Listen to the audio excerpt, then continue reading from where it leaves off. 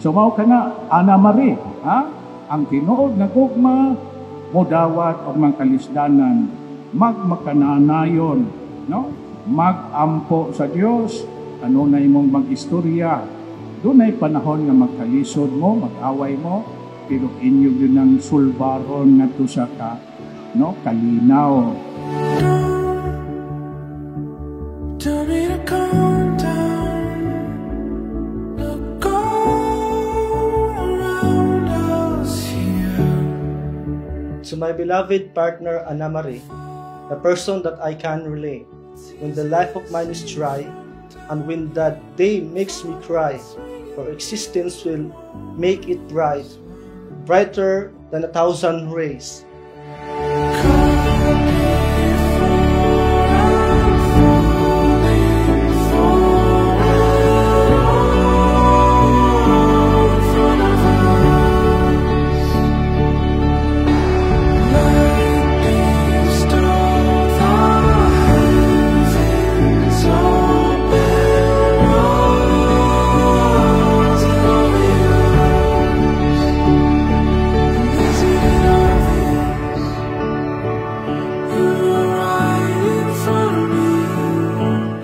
Yang kalipay, yang ihatag kanato kaninyo Ana Marie o Lord Jane, unya ang inyong kalipay masama sa Diyos, himpit.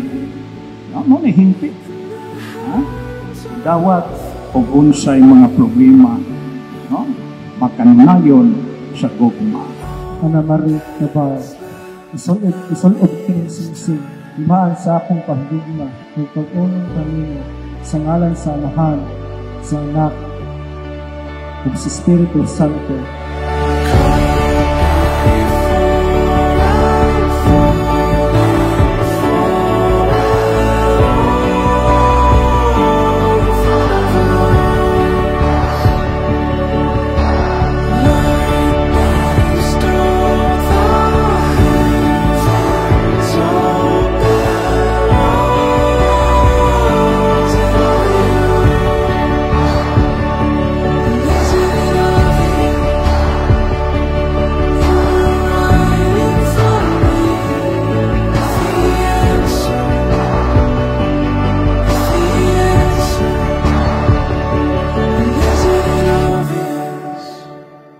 Lord Jane Abayan, Soul of Singsing, imaan sa pagkabigit at pagpunong kanino, sa ngalan sa Amahan, sa Anak, o sa Espiritu Santo.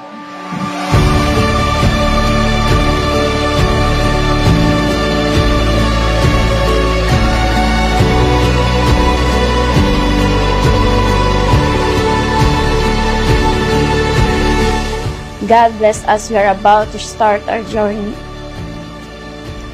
A life-changing journey. Thank you for choosing me. You are more than what I asked for, God. So thank you for marrying me today. It has always been my dream to walk down the aisle with you. Thank you. Love you. It's been 9 years since the day I love you, and I will always love you despite of being new. For a human being, full of flaws and perfection is part of us. This is called the selfless love. Today, I will prove to you, that's why I will marry you.